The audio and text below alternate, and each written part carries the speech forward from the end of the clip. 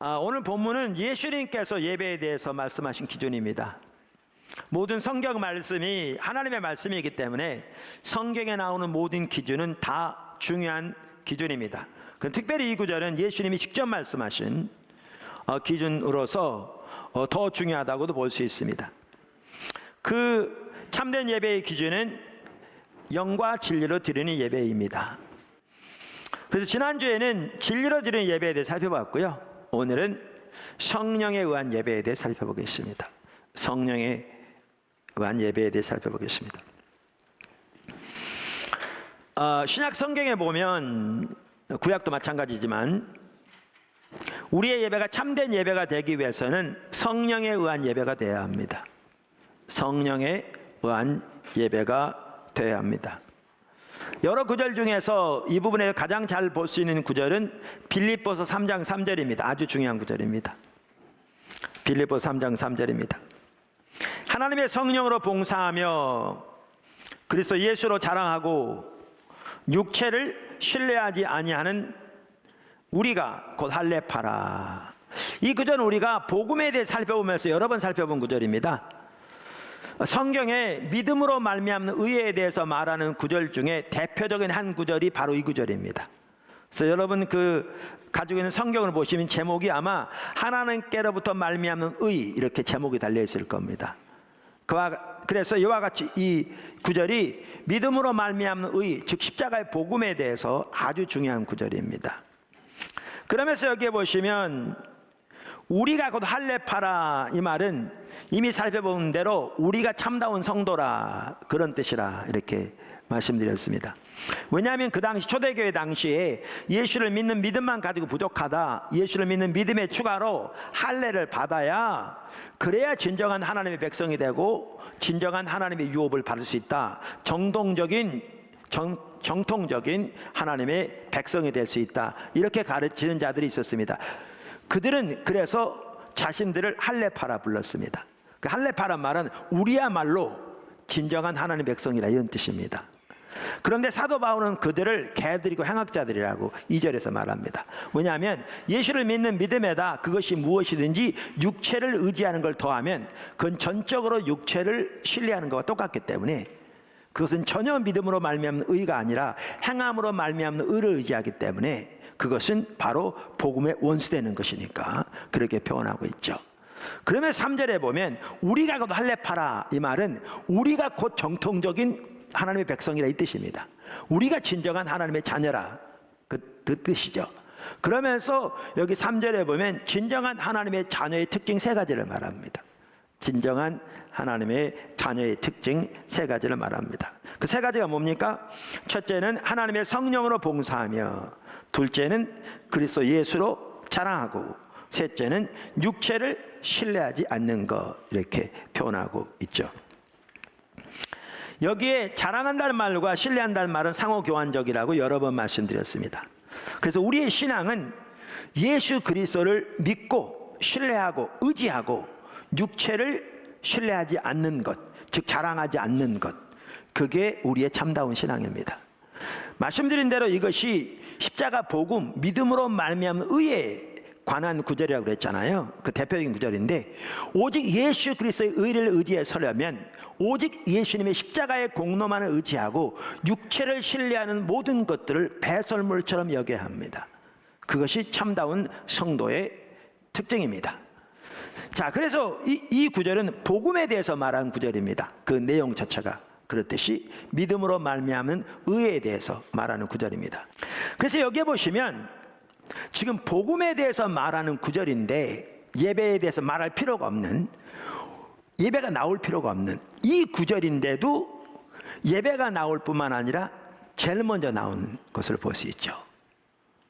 그러면 여기서는 여러 가지를 볼 수 있는데, 하나는 하나님 앞에 참된 예배는 성령에 의한 예배인 걸 여기서 볼 수 있습니다. 매우 중요하죠. 또 하나 중요한 게 뭐냐 하면, 이 문맥을 볼 때에 성령으로 드리는 참된 예배와 오직 예수 그리스도의 십자가의 공로만을 믿음으로 의지하는 이 십자가 복음의 삶이 같이 가는 걸 볼 수 있습니다. 같이 가는 걸 볼 수 있습니다. 그러니까 성령에 의한 진정한 예배를 드리기 위해서도 우리는 뭐가 필요하냐면 육체를 의지하는 것을 배설물처럼 벗어버리고 오직 예수 그리스도만을 신뢰하는 그 믿음 가운데 서야 이것이 되어지는 거죠. 이것이 되어지는 거죠. 바꿔 말해서 그러면 우리의 신앙에 있어서 육체를 신뢰하는 것을 배설물처럼 여기고 오직 예수 그리스도만을 믿음으로 의지하여서는, 그래서 우리 삶 속에 십자가의 능력이 넘치는 삶을 살기 위해서 한 중요한 요소는 성령으로 예배하는 예배가 같이 가야 되는 거죠. 이 둘이 분리되지 않는 거죠. 이만큼 중요하기 때문에 복음에 대해서 말하는 구절인 이 구절에서 사도 바울이 나올 필요가 없는 성령으로 예배하며 라는 이 말을 집어넣을 뿐만 아니라 그 중에서도 가장 먼저 집어넣은 거죠. 가장 먼저 집어넣은 거죠. 그래서 신약 성경에 의하면 이와 같이 참된 예배의 한 핵심적인 기준이 성령에 의한 예배고, 이 성령에 의한 예배는 오직 예수 그리스도의 의만을 의지하는 십자가 복음의 삶과도 나눠될 수 없는, 분리될 수 없는 매우 중요한 요소인 것을 볼 수가 있습니다. 자, 그러면 이와 같이 우리의 참된 예배의 기준 중에 한 핵심이 성령에 의한 예배인데, 그러면 성령에 의한 예배가 되려면 어떤 예배가 돼야 되는가라는 거죠. 저는 거기에 세 가지 요소가 있다고 믿습니다. 성경 전체를 볼 때, 특별히 신약 성경을 볼 때에 성령에 의한 예배가 되려면 다음에 세 가지가 되어야 한다고 믿습니다. 첫째, 성령의 인도를 따르는 예배. 둘째, 성령의 조명이 함께하는 예배. 셋째, 성령의 능력이 역사하시는 예배입니다. 자, 그럼 하나씩 살펴보죠. 첫째, 성령의 인도를 따르는 예배. 성령의 인도를 따르는 예배. 우선 우리가 잘 알듯이 우리의 신앙생활은, 특별히 신약시대 신앙생활은 처음부터 끝까지 오직 성령에 의한 삶입니다. 동의하시죠? 우리가 이 부분에 대해서 여러 번 살펴보았습니다. 우리의 신앙생활 중에 성령님의 도움이 없이 가능한 것이 하나도 없습니다. 사실은 하나도 없습니다. 우리의 구원, 성화, 영화, 우리의 사역, 심지어 기도만 하더라도 성경에 보면 성령 안에서 혹은 성령의 인도를 따라 기도하라고 되어 있고요. 하나님 뜻을 분별하는 것 등등, 우리의 예배도 말할 것도 없죠. 이와 같이 우리의 신앙생활 전반이 성령님의 도움으로만 가능합니다. 고린도후서 3장 6절에 보면 신약시대 우리의 신앙생활을 한마디로 성령의 한 삶이라고 표현하고 있죠. 그가 또한 우리를 새 언약의 일꾼 되게 만족하게 하셨으니 율법 조문으로 하지 아니하고 오직 영으로 함이니 율법 조문은 죽이는 것이요 영은 살리는 것이니라. 그러니까 새 언약, 신약을 한마디로 말하면 영에 의한 삶이라. 여기에 영은 성령을 가리킵니다. 성령을 가리킵니다. 자, 이와 같이 우리의 신앙생활은 처음부터 끝까지 성령에 의한 삶인데, 그렇기 때문에 당연히 우리의 예배도 성령에 의한 예배가 되어야 합니다. 그리고 성경이 그렇게 말하고 있습니다. 그런데 성령에 의한 삶의 한 핵심이 뭐죠? 로마서 8장에도 볼 수 있고 갈라디아서 5장에도 볼 수 있고, 한 핵심이 성령의 인도를 따르는 겁니다. 로마서 8장에 보면 하나님의 자녀된 우리의 삶의 특징을 한마디로 뭐라고 표현하고 있는가? 하나님의 영의 인도를 받는 자라고 표현하고 있습니다. 그래서 성령과 동행하는 삶의 한 핵심이 성령의 인도를 따르는 삶인데, 당연히 우리의 예배의 한 핵심적인 요소도, 성령에 의한 예배의 한 핵심적인 요소도 성령의 인도를 따르는 예배입니다. 사실 그래서 예배는 하나님의 성령이 주신 것을 가지고 하나님께 드리는 게 예배입니다. 그래서 아까 에이든 토저가 그걸 그렇게 잘 표현한 겁니다. 정확하게 표현했죠. 제가 한번 다시 한번 읽어보면 그분이 이렇게 말했잖아요. 그러므로 예배는 하나님으로부터 시작하여 우리에게 찾아와 마치 거울에 반사되듯이 다시 그분에게로 돌아간다. 그래서 예배의 한 핵심은, 성령에 의한 예배의 한 핵심은 성령의 인도를 따르는 예배입니다. 예배는 하나님의 성령을 통해 하나님이 우리에게 주신 것을 가지고 다시 하나님께 올려드리는 것입니다. 이렇게 성령에 의한 예배 한 핵심은 성령의 인도를 따르는 예배이기 때문에요. 여기에 중요한 한 가지는 예배 인도자들이 성령의 인도하심에 민감해야 합니다. 그러니까 예배 인도자들이 성령의 인도하심에 민감한 만큼 하나님의 성령께 뒷받침하실 겁니다. 당연히 담임 목사인 제가 예배 인도자이기도 하고요. 우리 찬양 인도자들이 예배 인도자이기도 하고요. 오이코스 리더들이 오이코스 예배 인도자이기도 하고요. 여러분 한 분 한 분이 가정에서 예배 인도자이기도 하고요. 또 중고등부 교사, 아동부 교사 다 예배 인도자이기도 하죠. 한편 우리 모두가 예배 인도자이기도 하죠. 예배자인 동시에 예배 인도자가 되기도 하죠. 그래서 성령의 인도를 따르려면 인도자들이 먼저 성령의 인도에 민감해야 합니다. 두 번째, 성령의 조명과 예배 혹은 성령의 조명이 함께하는 예배. 그러니까 성령에 의한 예배의 또 한 부분은 성령의 조명이 함께하는 예배입니다. 그러니까 이 부분이 지난주에 살펴본 진리로 드리는 예배에 해당하는 부분이기도 합니다. 그러니까 우리가 하나님에 대한 올바른 인식이 있어야 하나님을 올바로 예배할 수 있습니다. 여기 인식이라는 것은 하나님에 관한 이론적인 지식을 말하는 게 아니라 하나님께서 성령을 통해 우리의 마음눈을 열으셔서 하나님의 영광과 성품과 하나님의 목적과 의도를 깨닫게 하신 것을 말합니다. 자, 예배에서 아주 중요한 부분이 있습니다. 간단하지만 그게 뭐냐면 하나님을 아는 만큼 하나님을 예배할 수 있습니다. 우리는 하나님을 아는 만큼 하나님을 예배할 수 있습니다. 지금 성령의 조명이 함께 하시는 예배, 이게 이제 진리로 드린 예배와 연결된다고 그랬는데, 예배의 특징, 그러면 그것을 볼 수 있는 하나가 뭐냐면 내가 예배를 통해서 하나님을 그렇게 만난 게 언제인가를 보면 알 수 있습니다. 하나님이 나의 계획이 나에게 보여지고 하나님의 성품이 내게 깨달아지고 그분이 행하고 계신 그 위대한 일이 선명히 인식되어지고 나와 함께 하신 하나님의 말로 표현할 수 있는 은혜가 선명히 깨달아져서 저 정말 그 앞에 감격하며 감사하며 마음속에서부터 엎드려 경외하고 경배하고 내 삶을 주님께 더 드리기를 헌신하고 기뻐했던 그때가 언제인가를 보면 압니다. 그때가 언제였습니까? 그게 5년 전이었다. 그럼 여러분 심각한 상태에 있습니다. 한 번도 그런 적이 없었다. 예수 진짜로 믿는지 확인해 보셔야 합니다. 그게 1년 전이었다. 심각한 상태에 있습니다.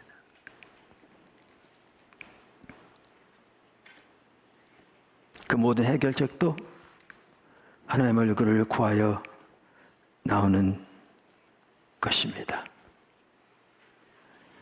그래서 이렇습니다. 이 하나님과의 교제만 하더라도요. 그래서 우리가 하나님을 더 친밀하게 알게 되는 핵심적인 수단 중에 하나가 뭐냐면, 예배는 수단이 아닌데 통로 중에 하나가 뭐냐면 예배입니다. 그러니까 예배를 통해서 이렇게 하나님의 얼굴을 구하는 가운데 하나님 성령께서 조명하셔서 하나님과 하나님의 목적과 우리 향한 하나님의 사랑을 깨닫게 하심으로 이 놀라운 교제가 이루어지는 거죠. 교제가 이루어지는 거죠. 또 하나님의 뜻과 목적이 보여지는. 저 같은 경우에 그래서 이렇게 하나님을 더 깊이 알고 하나님과의 친밀한 교제 가운데로 가는데 도움이 되는 통로가 크게 세 가지입니다. 우리가 너무나 잘 아는 기본적인 것들입니다. 하나가 예배입니다. 찬양, 지금 말하는데 그렇게 하나님의 얼굴을 구해 나갈 때, 그렇게 성령에 의한 참된 예배를 드릴 때, 그렇게 하나님의 얼굴을 구하는 참된 예배를 드릴 때 놀라운 하나님과 하나님 목적과 하나님의 길을 더 깨닫게 하셔서 더 알게 하시고 거기에 놀라운 교제가 있게 하십니다. 지금 나눈 거죠. 또 하나의 통로가 뭐냐? 중보기도입니다. 그러니까 자기 필요한 목적을 위해 도와주세요 나온 게 아니라 하나님 우리가 구하기 전에 머리카락과 세신 받으실 만큼 우리의 모든 필요를 아신다고 하셨으니, 하나님의 뜻과 목적을 붙들고 그 뜻이 이루어지도록, 그리고 그러면 충분해서 하나님 앞에서 나와서 하나님의 약속 이루어지도록 구하는 기도, 이사야 62기도죠. 그 기도, 그게 하나님의 얼굴을 구하여 나가는 기도이기 때문에 그 시간을 통해서 하나님의 놀라우게 하나님의 계획과 뜻과 목적을 알리십니다. 저 같은 경우에는 또 한 가지 통로가 있습니다. 그게 말씀 연구하는 거죠.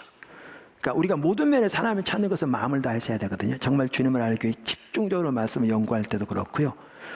또 하나는 설교 준비할 때 아까 말씀드린 대로 하나님 인지하셔서, 그래서 예배, 중보기도, 성경이 너무나 당연하지만 이것이 진정한 하나님의 얼굴을 구하는 것이 되어지고, 참 예배, 하나님 얼굴을 구하는 기도, 하나님 얼굴을 하나님을 알기를 구해서 주의 말씀을 깊이 묵상하는 이러한 시간에 놀라우게 하는 뜻을 보이십니다. 물론 그 외에도 어떨 때는 전혀 예상치 않게 그냥 설교할 때 하나님 뜻이 확 보이기도 하고, 어떨 때는 사무실에서 그냥 어떤 걸 생각하고 있을 때 하나님 뜻이 보이기도 하고, 이런 경우들도 있는데 이거는 오히려 예외적입니다.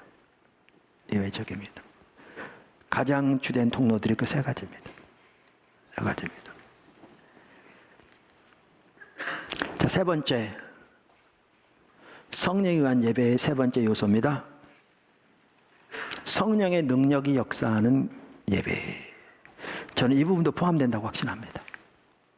그러니까 신약 성경에 나오는, 그 전부터 그랬지만 참된 예배의 핵심적인 한 특징은 성령에 의한 예배인데, 그 성령에 의한 예배의 한 특징은 또한 성령의 능력이 역사하시는 예배라고 저는 확신합니다. 확신합니다.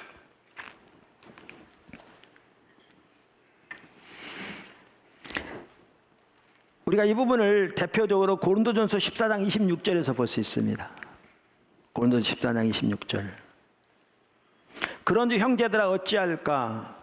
너희가 모일 때에 각각 찬송시도 있으며 가르치는 말씀도 있으며 계시도 있으며 방언도 있으며 통역함도 있나니 모든 것을 덕을 세우기 위하여 하라.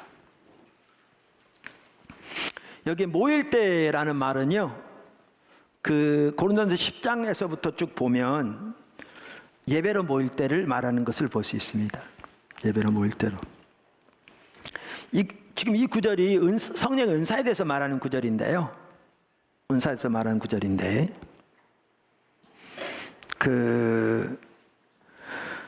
고린도서 12장 7절에 보면 은사에 대해서 이렇게 표현하고 있습니다. 각 사람에게 성령을 나타내심은 유익하게 하려 하심이라. 그러니까 은사를 두고 하는 말이거든요. 그래서 고린도전서 12장 7절에 보면 성령의 은사를 성령의 나타나심이라고 표현합니다. 성령의 나타나심. 그러니까 나타나심이란 단어는 영어로 manifestation이라는 단어인데, 어떤 분이 그러더라고요. manifestation이라는 영어 단어는 라틴어 두 단어가 합해진 건데, 춤추는 손이라는 뜻을 가지는 두 단어가 합해진 것이다. 그러니까 오케스트라 주의자를 생각하시면 됩니다. 주의자가 이렇게 흔들면 쫙 되잖아요. 저는 그 오케스트라 중에서 이 큰 푹 빵 친 사람은 그 사람이, 아니면 이거 가만히 있다가 한번 빵 치고 뭐 이런. 근데 그것도 제대로 올바로 해야 되잖아요. 손에 의해서 움직이는 건데, 그거를 지금 은사에 표현하면 모일 때마다 초대교회 당시에는 성령의 운행하심을 따라서 다양한 사람들을 통해 다양한 은사들이 나타나서 그 모든 목적이 뭐냐면 성도의 덕을 세우는 거죠. 성도들을 유익하게 하는 거죠. 덕을 세운다는 말은 성도들을 그리스도 안에서 세워간다는 거죠. 그리스도 안에서. 이게 초대교회 예배입니다. 포도나무 교회가 어떤 교회인가를 알려면 주일날 와서 몇 명 모여서 그거 가지고 모릅니다. 그 예배 좀 은혜스럽대.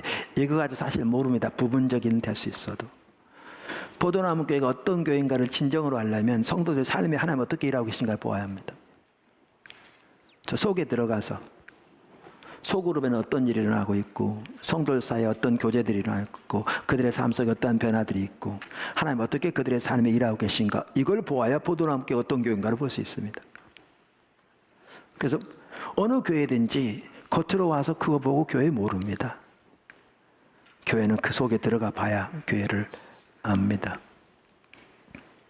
그런 상황에서 볼 때 포도나무 교회만 하더라도 다양한 성도들을 통해서 하나님께서 다양하게 은사들을 나타내셔서, 은사 그러니까 뭐 여기 나오는 방언, 예언 뭐 이런 차원이 아니라, 그런 부분도 부분적으로 나타날지 모르지만 위로라든가 돌봄이라든가 다양한 또 지혜라든가 은사들을 통해서 깨어지기 직전에 가정들이 싸매어지고 회복되어지고 성도들이 영육간에 치유되고 회복된 일들이 정말 적지 않습니다.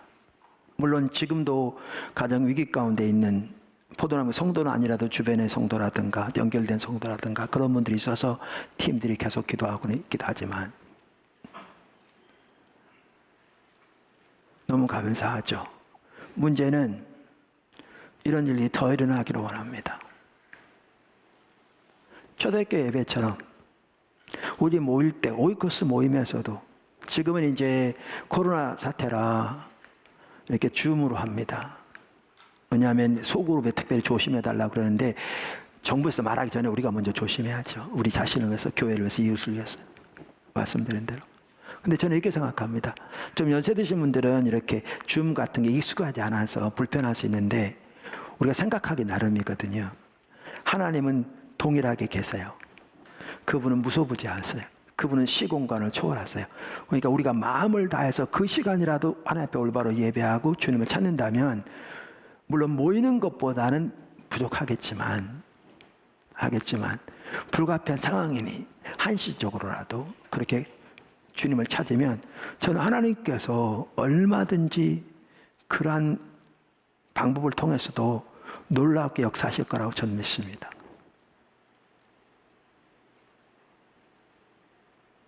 그래서 저는 우리의 모든 모임, 주일 낮에도 이런 부분이 더 나타나기를 간절히 소원하고, 어떻게 이걸 될지 하나님의 지혜를 더 배우기를 원합니다. 근데 이 모든 것의 핵심은 하나님의 얼굴을 구하는 겁니다. 집중적으로. 그 다음에 하나님의 얼굴을 구하는 것을 전제하고 두 가지가 중요합니다. 그게 뭐냐 하면 사모하는 것과 기대하는 것입니다. 두 가지가 뭐라고요? 사모하는 것과 기대하는 것입니다. 그래서 하나님의 이름을 위하여, 하나님의 백성들을 위하여 하나님께서 성령으로 우리 가운데, 우리의 모든 예배 가운데, 우리의 모든 모임 가운데, 우리의 모든 교제 가운데 더 강하게 임하셔서 상처들을 싸매주시고 하나님 앞에서 우리를 고쳐주시고 회복시켜주시고 또 억압당한 자를 자유케 해주시고 또 관계 깨어진 가운데 회복되어져서 이렇게 감사지게 하시고 등등 하나님의 놀라운 일들을 더 놀라우게 행하여 주시기를 우리가 사모하고 기도하고 기대해야 될 줄로 믿습니다. 아멘. 오늘 성령으로 드리는 예배, 즉 성령에 의한 예배에 대해 살펴봤습니다. 신약 성경의 한 중요한 기준은 성령에 의한 예배입니다. 성령에 의한 예배는 성령의 인도를 따르는 예배, 성령의 조명이 함께한 예배, 마지막으로 성령의 능력이 역사하는 예배입니다. 성령님의 그 오케스트라의 손처럼, 지휘자의 손처럼 그분의 지도와 인도를 따라 다양한 성도들을 통해 다양한 성령의 인도가 나타나므로 성도들이 그로 인해서 빚어지고 그리스도 안에서 세워지고 무장되어지고 회복되어지며 자라나는 그러한 것이, 그것이 신약 성경이 말하는 교회고 예배입니다. 그런 예배가 우리 가운데 더 되어지기를 예수를 축복하고, 모든 우리 소그룹 예배에서도 그러한 하나님의 역사가 더 나타나기를, 그러한 성령에 의한 전반적인 예배가 되어지기를 예수님을 축원합니다.